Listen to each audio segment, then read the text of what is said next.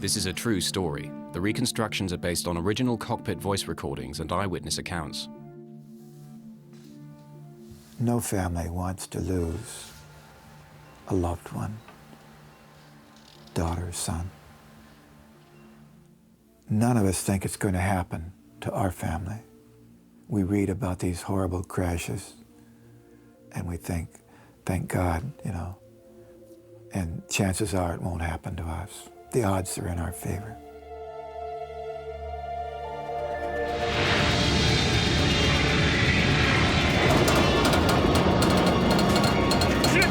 You got it? What are you doing, Dan? It just got worse, okay? In January 2000, an Air Alaska jet with 88 passengers and crew suffered a catastrophic failure that tore it from the sky. A shocking chain of negligence and error that led to disaster. When a whistleblower mechanic tried to sound the alarm about faulty maintenance procedures, he was suspended from his job. This investigation exposes deeply worrying shortcomings in maintenance and regulation that afflict the airline industry. It shows how a series of devastating errors combine to produce a tragic accident, one that could happen again.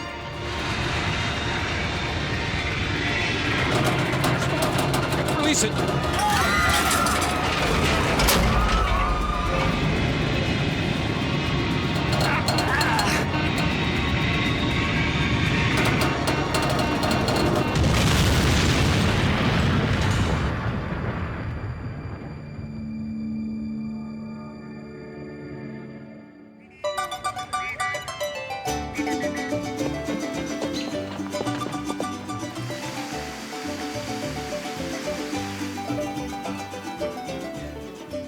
Puerto Vallarta is a popular holiday resort on the Mexican Pacific coast, one of several Mexican destinations served by Alaska Airlines. Colleen Worley went there to celebrate a family birthday. The 34-year-old was a keen traveler who spoke Spanish well and had visited Mexico many times.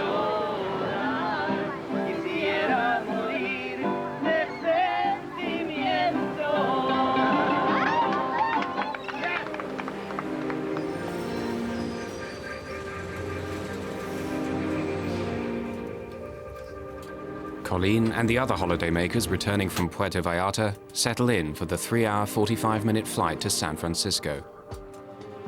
In the warm afterglow of their holidays, they're looking to the future. Colleen and her fiancé Monty were planning to start a family later that year.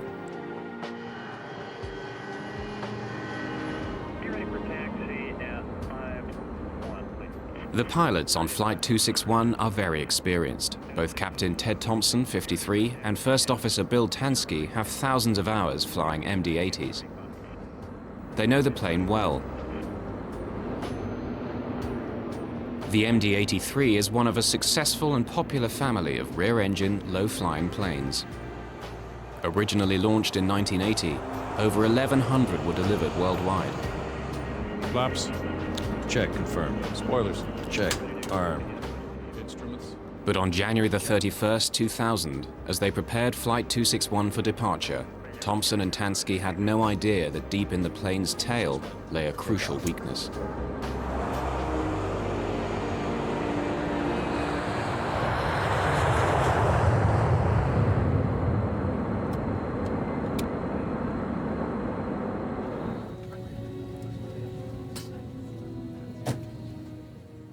Colleen Worley and fiancé Monty were planning their forthcoming wedding. They had announced their engagement at Christmas time, and so it was a time for everybody to sort of congratulate them, and so we decided we'd have a party for the family. Abby Miller Bush had visited Mexico with her fiancé Ryan and their friends to celebrate her new job at Microsoft. It's hard to describe how joyful a girl she was. She was well known for that care that she had in her, a trait that you can't put a value on. Dean and I had been there a lot together, and it was the first time that he went without me. Dean taught me how to play. He was always up. He told jokes a lot. People described him kind of as a puppy dog. Shortly after takeoff, Captain Thompson and First Officer Tansky get the first sign of trouble. The horizontal stabilizer at the tail end won't move. The pilots carry out a standard checklist to try and free it. Stabilizer trim switch. Normal. Circuit breakers. Reset if tripped. D9, D10, D11, okay. The stabilizer on the MD-83 is the 40-foot wide horizontal surface of the front of the tail. It's like another wing. Together with the elevators at the rear of the tail, the stabilizer is used to adjust the angle of the plane in flight.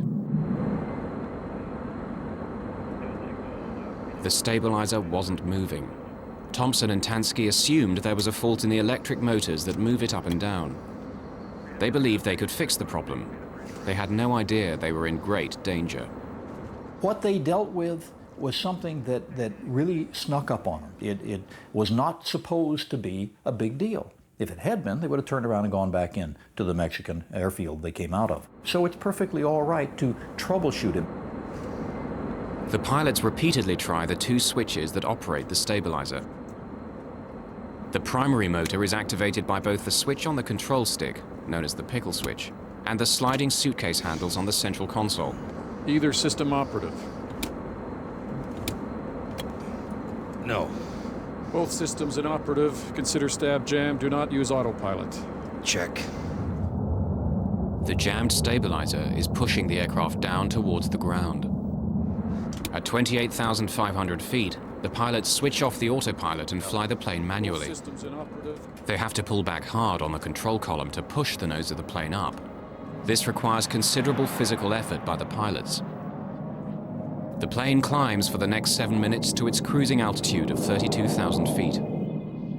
As they fly up the coast, they contact their airline's maintenance department for assistance. Maintenance, we need to know if any faults like this got reported recently for this aircraft. Whether there are any switches that we might not be aware of that could get those motors turning again? Roger 261. I Have verified no history on your aircraft in the past 30 days. Yeah, we didn't see anything in the logbook. I use the example of the average layman, I think, can understand. If you try to start your car and it doesn't crank, you try jiggling the key in the socket and then try it again. And I think that the crew was probably understandably going through a lot of these, well, maybe it'll work now, or let's try this, let's try that.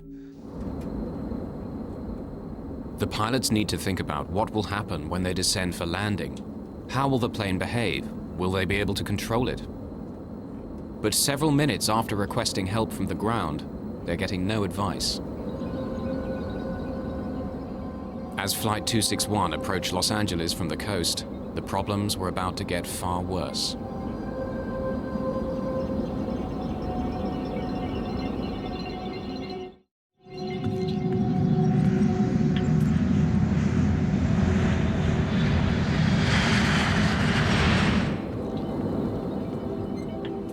The pilots on the crippled Air Alaska Flight 261 are flying manually in a plane that has a jammed stabilizer, which is forcing the plane's nose down. The pilots have another go at freeing up the jammed stabilizer. They switch on both of the motors that control it. This'll click it off. Holy sh...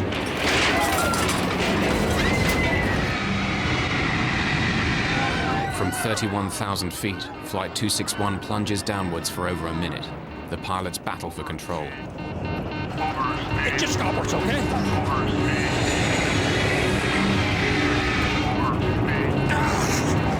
You're stalled!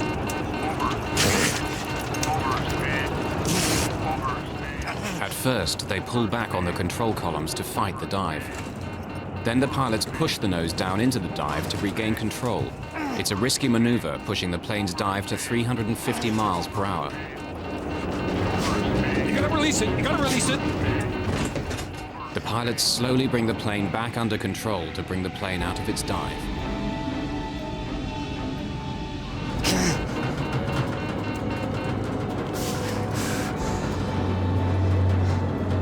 Let's get speed brakes. Give me high pressure pumps. Okay. Help me back. Help me back. Okay.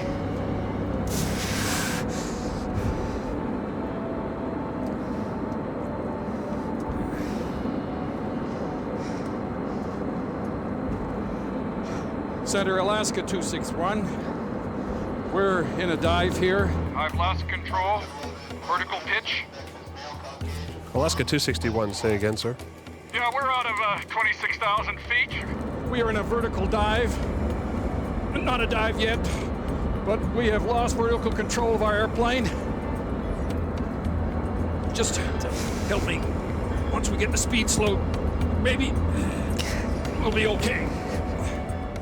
Maintaining level flight is difficult.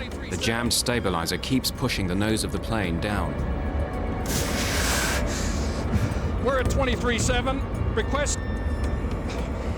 Yeah, we got it under control here. No, we don't. Okay. Okay. To counteract the downward force of the stabilizer, the pilots use the elevators, movable panels at the back of the tail linked by cables to the control column. The pilots pull with all their might. The fate of the plane hangs on the strength of their arms. In the cabin, frightened passengers try to recover from the terrible plunge. They have no idea what will happen next. Holiday memories are replaced by the fear of dying. Dean was one of these people who would talk to whoever was around him. I'm absolutely certain that he was talking to the person that was sitting next to him on the plane.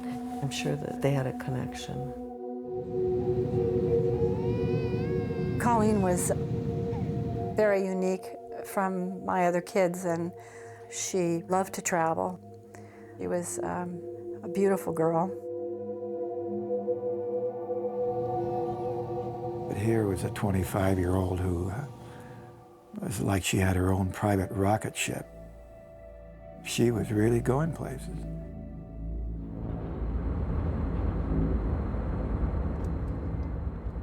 In the cockpit, the pilots fight to control the plane's speed so they can land. They've got a handful of airplane. They get her stabilized, and they're now in a situation where they make the decision properly to go in on an emergency landing to Los Angeles International. Let's take the speed brakes off. No, leave them there. It seems to be helping. Damn. Okay, it really wants to pitch down. Okay. Don't mess with that. I agree with you. With the plane under temporary control, the pilots make the fateful decision to do some more troubleshooting. They need a block of clear space around the aircraft in case they lose control again. They contact air traffic control. Alaska 261, say your conditions. 261. We're at 24,000 feet, kind of stabilized. We're slowing down here, and we're going to do a little troubleshooting. Can you give me a block altitude between 20 and 25? Alaska 261, maintain block altitude flight level 200 through flight level 250. The pilots now have clear airspace above and below the plane. They try to figure out their next move. You got the airplane. Let me just try it. Okay. How hard is it? I don't know. My adrenaline's going. It was really rough back there for a while. Yeah, it is. Whatever we did is no good. Let's not do that again. Yeah, it went to full nose down. It's worse than it was before? Yeah, we're in much worse shape now. The pilots know this is no mere electrical problem. From what they've experienced, they assume the stabilizer is now jammed. I think it's at the stop, full stop, and I'm thinking, can it get any worse? But it probably can. But let's slow it. Let's get down to 200 knots and see what happens. The crisis is worse than ever. Uncertain how the plane will react if they try to slow it down, the pilots must pull on the elevators to maintain level flight. Captain Thompson once again tries to get help from maintenance. Maintenance, 261, are you on? Yeah, 261, this is maintenance. Okay. We did both the pickle switch and the suitcase handles, and it ran away. It ran away full nose, trimmed down. ran away trimmed down? Okay. And now we're in a damn pinch, and we're worse than we were before.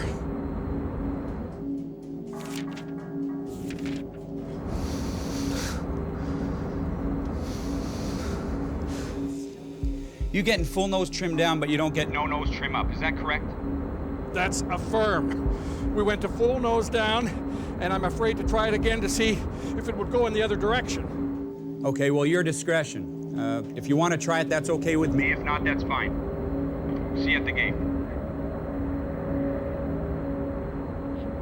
As important as it is to have that ground contact with people with maintenance manuals and experience on the ground and the ability to call up the manufacturer, it's not always going to give you a magic answer.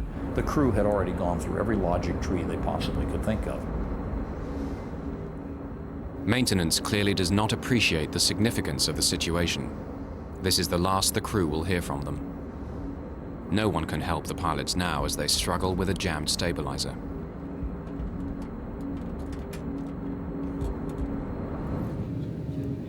Ever professional, however, they try to put the passengers at ease.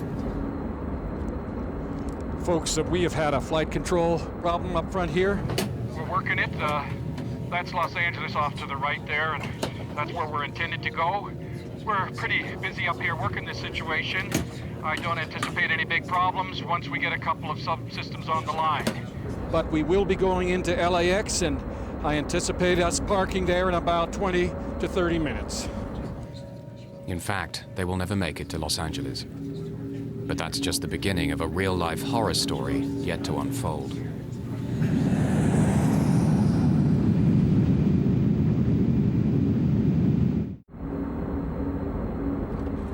After the terrifying 8,000 feet plunge downwards, Alaska Airlines Flight 261 has now leveled out. LA, Alaska 261, we're with you. We're at 22.5. We have a jam stabilizer, and we're maintaining altitude with difficulty. But we can maintain altitude, we think, and our intention is to land at Los Angeles. The pilots request to be routed out over the Pacific Ocean, away from the airport. Center at Alaska 261, I need to get down about 10, change my configurations to make sure I can control the jet, and I'd like to do that over the bay here if I may. If the worst happens, they don't want to kill people on the ground as well as in the plane. There are a lot of lives saved that people maybe don't realize by the fact that this aircrew said, let's stay out over the water until we've got this thing completely under control. As they maneuver over the ocean, the crew again asks air traffic control to keep the space around the plane clear. Alaska 261, fly a heading of 280 and descend and maintain 17,000. 280 and 17,000 Alaska 261, and we're generally needing a block altitude. Alaska 261, roger.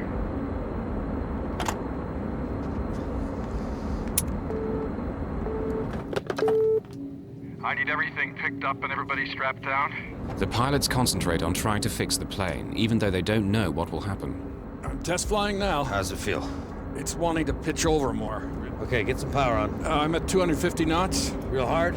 No, actually, it's pretty stable right here, see, but we got to get it down to 180. The pilots are trying to slow the aircraft down to landing speed without losing control. But as they inch their way toward a solution, every move they make could have fatal consequences. The only hope for the passengers is that the pilot's skill and experience can get the plane to Los Angeles Airport. It's on the stop now, it's on the stop. Not according to this, it's not. As one effort after another fails, the crew wonders if the stabilizer is damaged. The trim might be, and then it might be if something's popped back there. Yeah. It might be mechanical damage too. I think if it's controllable, we ought to just try and land it. Think so? Okay, let's head for LA. But just as they prepare to land in Los Angeles, something gives way in the tail of the plane. Did you feel that? Yep. Okay, give me slats.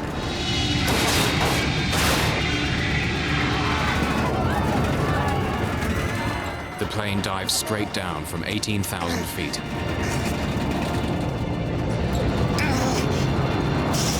To avoid collisions, LA Control has warned the pilots of nearby planes that Alaska Flight 261 is in difficulty. These pilots have now reported back to the tower. That plane has just started to do a big, huge plunge. Yep. Yes, sir. He is definitely in a nose-down position, descending quite rapidly. Definitely out of control.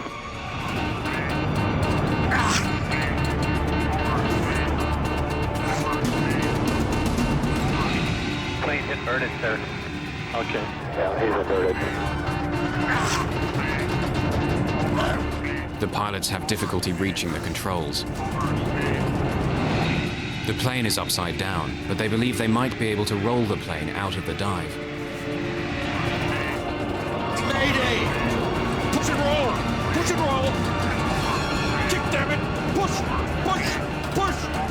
Push the blue side up! They tried to fly the airplane even upside down. They never for a moment believed that they could not find a way to control this airplane. Push! I'm pushing! Okay, let's kick rudder! Left rudder! Can't reach it! Okay. Right rudder! Right rudder! Plane was being knocked from side to side. It turned upside down. It was spinning. Persons were being thrown against the walls of the plane, falling out of their seats, and the cockpit voice recorder screaming. Unbelievable, horrible last few minutes of their lives. Are we flying? We're flying! We're flying! Tell them what we're doing. Let me just... damn. At least upside down, we're flying. Yeah. And it was so violently upside down that the pilots were hanging from their shoulder straps. Passengers don't have shoulder straps.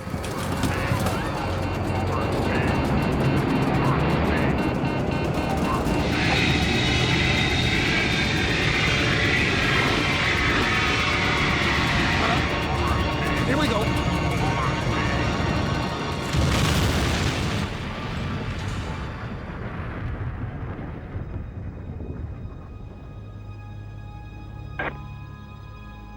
And he just hit the water.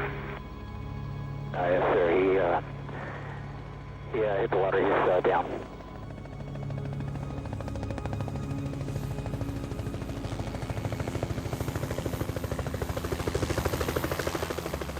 After a terrifying 60-second dive, Flight 261 hit the Pacific Ocean water at close to 250 miles an hour.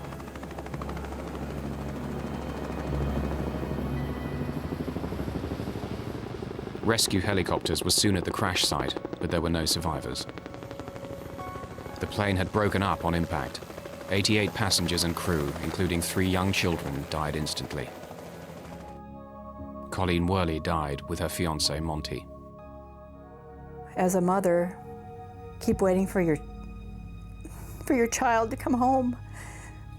And Colleen had traveled so much in her life that it was unusual not to have her just walk in the door. All this time you thinking something caused this, something made this happen, and I want to find out who's responsible for this.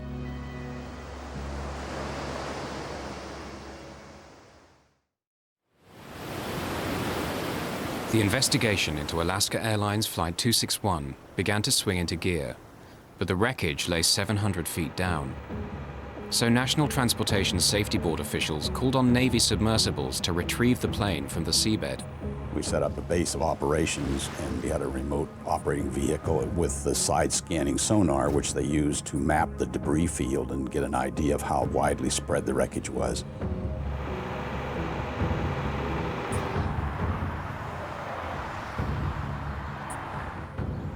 At the National Transportation Safety Board in Washington, the investigators' immediate concern was to find out what had brought the plane down. The first clues came from the cockpit voice recordings. LA, Alaska 261, we're with you. We're at 22.5. We have a jam stabilizer, and we're maintaining altitude with difficulty. We immediately suspected some problem in the tail of the airplane, which is where the controls are. There's something was wrong back there, and that was the key piece of wreckage to look for. The MD-83 that crashed was a revised version of the Douglas Corporation's DC-9, which was an extremely popular plane. Over 2,000 were delivered to airlines worldwide. The engines were at the rear of the plane, and the distinctive T-shaped tail was an essential element of the design. In a big turbojet aircraft, one of the rather brilliant elements of the design is that since you're going to be loading passengers and cargo, you want to be able to have that aircraft loaded a little nose heavy or a little tail heavy. Well, in order to do that, you actually had to have that entire stabilizer moving. But the ones that are the most difficult to engineer are the T-tailed airplanes, where you have the vertical stabilizer and the horizontal sitting on top. And we call that stabilizer trim. And that is an essential element of what makes these aircraft so usable. In the MD-83, a motorized jack screw on the tail moves the horizontal stabilizer up and down. As the stabilizer moves up, the nose of the airplane moves down. As the stabilizer moves down, the nose of the airplane moves up. But what role did the over 70 centimeters long jack screw play in the loss of Flight 261? The investigators were anxious to inspect it as soon as it was recovered from the seabed. The jack screw wasn't mated with the nut that it screws into. It was just by itself. And the nut was found in another piece of structure a few feet away from where the jack screw was. To have a screw separate itself from a nut with very thick threads surprised us. Secondly, we noticed that there was a curled piece of brass around the jack screw. And all of the threads that you can see here, these ridges, were gone. They had been stripped out. And the remnants of those were found coiled on the jack screw. Once the thread had been stripped off the nut, the jack screw could no longer turn. The pilots couldn't have known the nature of the real problem.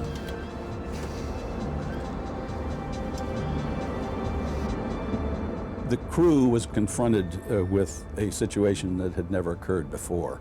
There is no failed jack screw procedure in the quick reference handbooks that they have available. There is no training for it.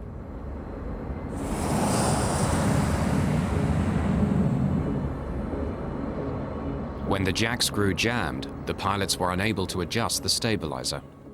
We felt that it was due to the fact that these nut threads had worn away and it was just too hard for that jack screw under the power of the electric motor to turn. That gave the flight crew an indication that there was a problem. The crew knew they had a problem in the tailplane, but they had no idea what. Two motors controlled the jack screw, and they tried each of them in turn. But the pilot's attempts to free the jammed stabilizer made the situation worse. We're at 23.7. Request. Yeah, we got it under control here. No, we don't. Where they went wrong was that they wanted to try both the alternate and the primary trim motors at the same time. When the pilots switched both the electric motors on, the jack screw moved, but the threads had given way and the jack screw was now held only by a single retaining nut. From this point on, the plane was doomed. That end nut was never designed to hold the loads generated aerodynamically by the airplane. Let's get speed brakes. Give me high pressure pumps. Okay. Now we know, in the glaring light of hindsight, now when we turn the situation around in time and look back, we can see that this aircrew and no aircrew should have ever been fooling with the trim and trying to run it back and forth. The retaining nut grew weaker and weaker. Then, finally, through the loads beating down on that nut, the nut finally failed. Feel that? Yep. Okay, give me slats. The jack screw slid completely out of the Acme nut, allowing the horizontal stabilizer to move well beyond its aerodynamic limits.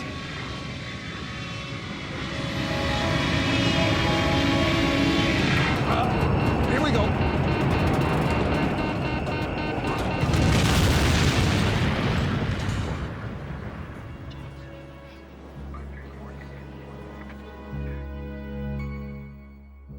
It was clear to the investigators that the failure of the jack screw was the only explanation for the plane's erratic flight path and final dive. But why had this happened? Why had the jack screw failed?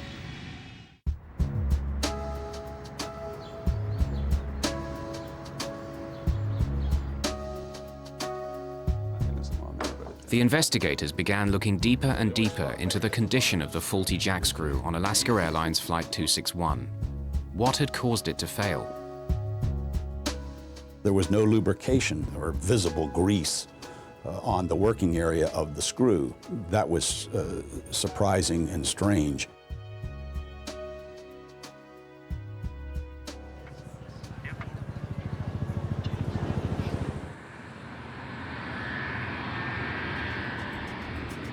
The discovery of no grease on the jack screw alarmed the investigators.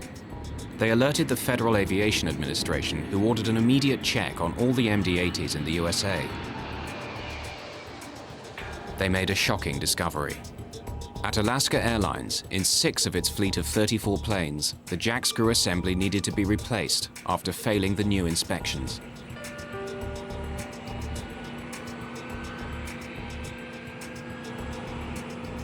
No grease is the culprit. No grease or inadequate grease is the only thing that can give you that wear rate.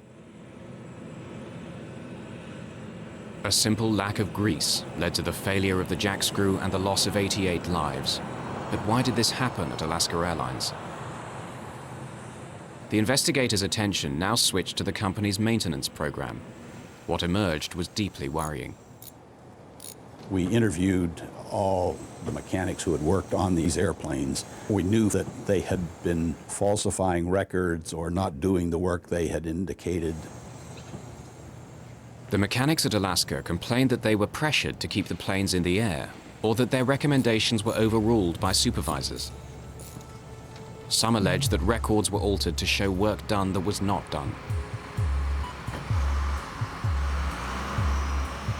Alaska has long been one of America's most successful airlines, but in the early 1990s, the economic downturn began to hit the company hard.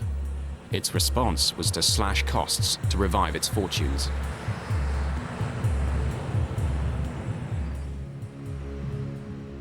Alaska Airlines began flying the planes more intensively. It sharply increased the average daily use of its fleet. Keeping the planes in the air earning money put maintenance schedules under pressure.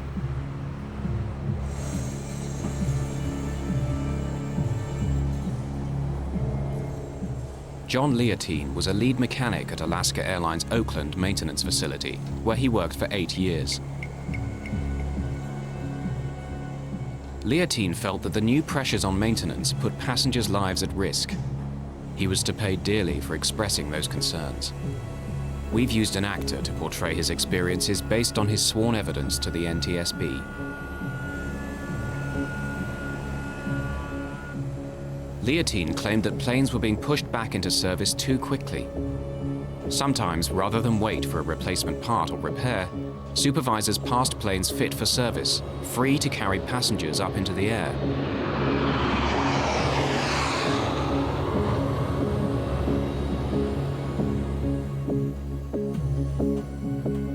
In October 1998, over 15 months before the crash, John Leotine became so worried that he did something that would change his life forever. He reported Alaska Airlines to the U.S. Federal Aviation Administration, alleging violations of maintenance procedures. There were very few voices at Alaska who had concerns about the maintenance. There should have been more, and there should have been people listening. John Leotine is a hero in my book. In December 1999, over a year before the crash, the FAA and the Department of Transportation moved on Alaska Airlines.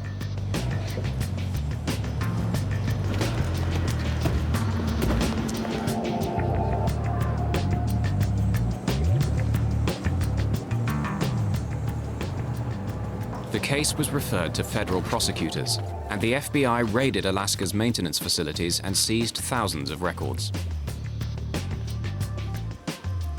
The raid was the opening shot in a federal grand jury investigation which would last 3 years. No criminal charges were brought against the company. Alaska Airlines officials denied that any unsafe planes were put into service or that passengers' lives were ever at risk. But the investigation revealed hundreds of violations of federal regulations. Alaska Airlines was fined. The FAA insisted on changes to the company's maintenance and safety procedures. The FAA also suspended 2 supervisors for falsifying records.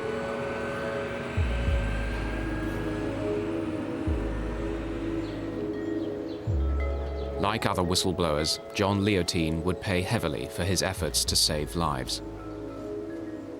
Alaska Airlines put him on paid leave from his job, costing him thousands of dollars in regular overtime earnings.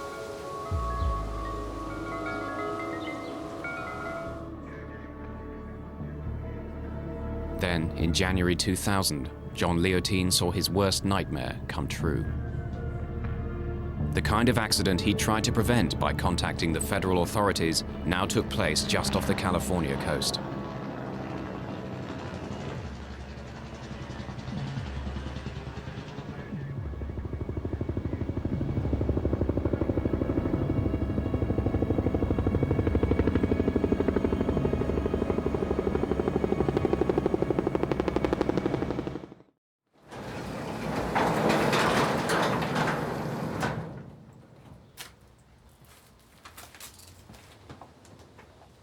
After the crash of Flight 261, mechanic John Leotine went back to his own work records. Incredibly, he found that he had a direct link to the crashed airliner. Over 2 years before, at the plane's last overhaul, he had ordered the jack screw on this particular airplane to be replaced. He then went off shift.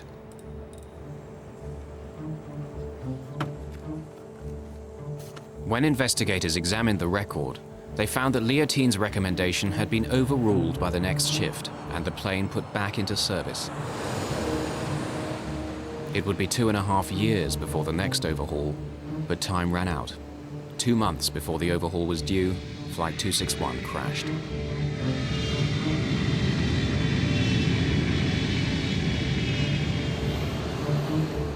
Alaska Airlines labeled Leotine a disruptive influence. Later, he sued the company for libel. Alaska settled, but Leotine could no longer work in the industry he loved. I get calls almost every week of somebody saying, should I blow the whistle? And I always tell them, you need to know, you need to be prepared to find another line of work, because you will not work in the industry and you will not work in the government. In most cases, it's almost impossible to be a whistleblower and survive your career.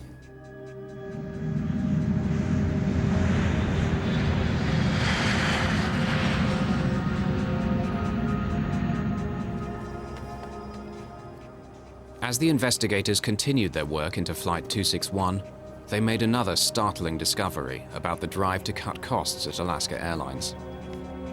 To keep planes flying more intensively, Alaska had dramatically extended the intervals between services.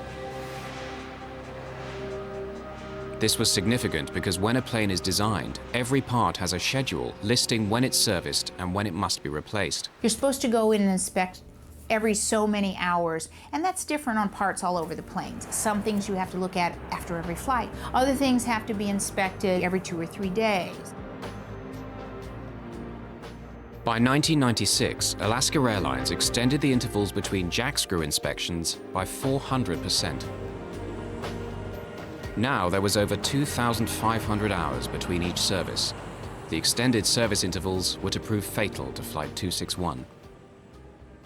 If you had 600 hours between inspection points and greasing points, we have no chance of ever having a metal-to-metal contact situation. But if you put that out to 2,000 hours or 2,500 hours, now what you do is eat into some of these protective stages, these barriers that we have towards catastrophic failure.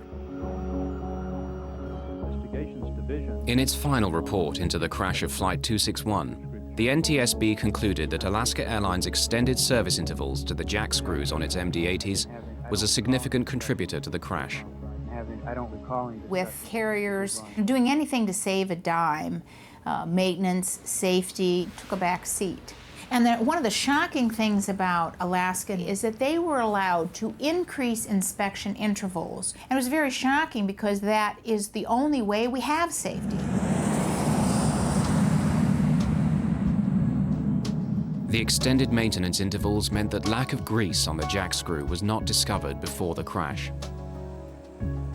But now investigators wondered if the failure of the jack screw assembly revealed a basic flaw in the plane's design. They discovered that the MD-80 broke one of the fundamental rules of aircraft design. It was not fail-safe. The design philosophy that has made aviation so safe is that we should never ever have a situation in which one catastrophic failure of some component of the airplane causes us to lose the airplane. There was no backup to the jack screw and its nut. Engineers never envisioned a situation on the MD-80 where the jack screw might fail. With inspections every 600 flight hours and replacements every 2,000 hours, designers did not add an additional, redundant backup system. It was utterly laughable that they said it was a redundant system. There's one screw and there's one nut. That's all there is. It's not redundant. The MD-80 continues to fly worldwide. Despite the revelation of this potentially dangerous design flaw, the jack screw assembly has not been redesigned. Inspection intervals have been shortened, but airlines still rely on proper maintenance to prevent the same accident happening again. In its final report, the National Transportation Safety Board concluded that the crash of Flight 261 was due to the lack of adequate greasing and the stretched service intervals. When coupled with the design of the jack screw, these failures led to a completely avoidable accident and the loss of 88 lives.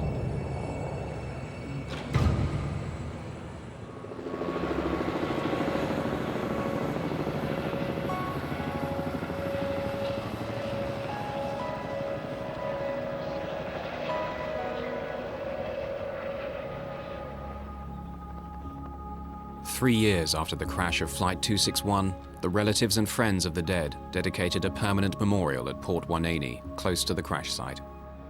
Janice Stokes.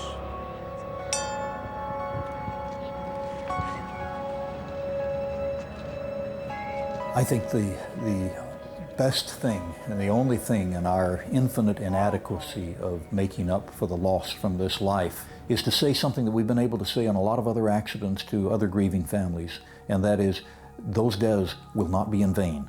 We will not let them be in vain. Every one of those lives will be made to count in terms of making sure that 3, 4, 5, or 10 other people do not die. Miss Carol Carlson. Pauline was different. She was adventurous, and there's nobody like that in our family. And I don't know what we can do except to remember Colleen and to live our lives now a little bit better for her. You know, when I was growing up, we didn't wear seatbelts. There weren't even seatbelts in cars. And now we know that we need to wear our seatbelts. We didn't know that much about smoking cigarettes, and now we know that we can't smoke cigarettes. Well, there's a lot to learn about airline safety, too. Ryan Bushy. None of us are the same anymore. It's like walking into a giant storm. Wave after wave forming up, coming in, because it never stops. Grief over the loss of a child is not something I wish on anybody. This plane went down because of neglect. It seems like such an unholy type of loss. What a hard way to die. So an airline can, make more money.